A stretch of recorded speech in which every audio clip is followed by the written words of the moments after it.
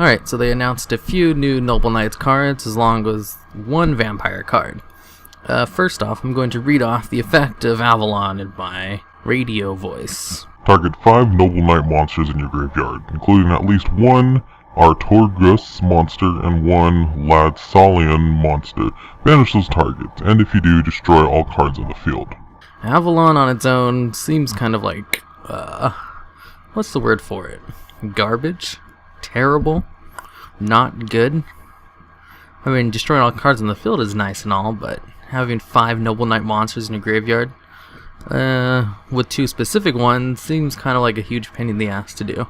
Not at all viable in a Noble Knight deck, or in any kind of deck really, outside of Lightsworn. This would be a great Lightsworn card, actually.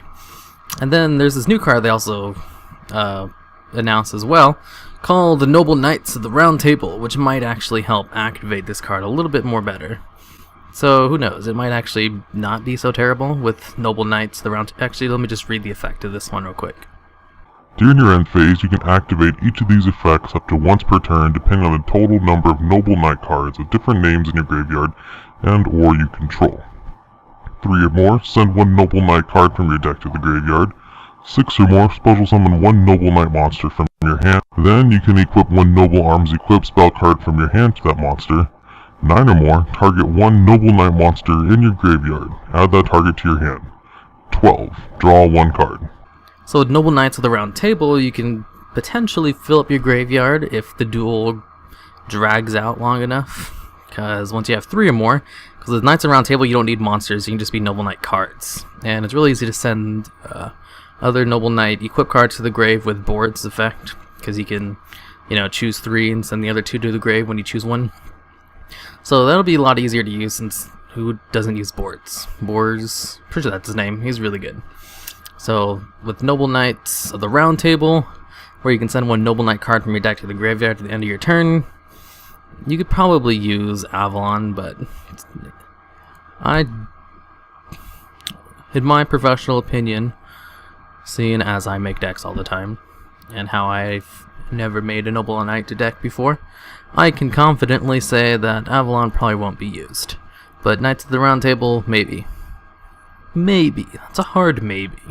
That last effect where you can draw 1 card if you have 12 in the grave is awesome.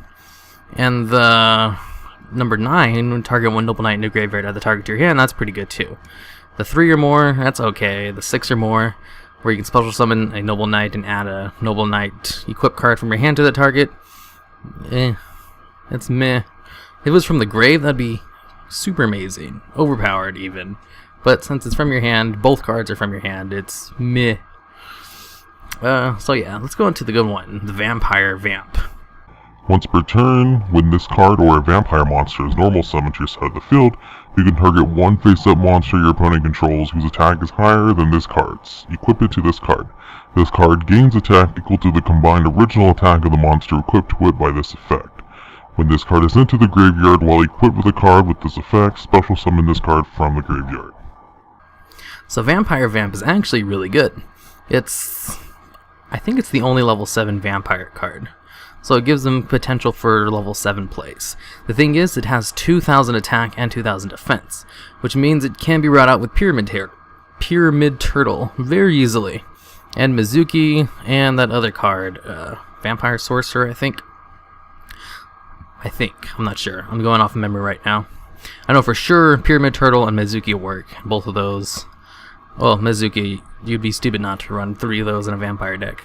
So yeah, it's really easy to bring out, and it can absorb monsters with its effect that have more attack than it.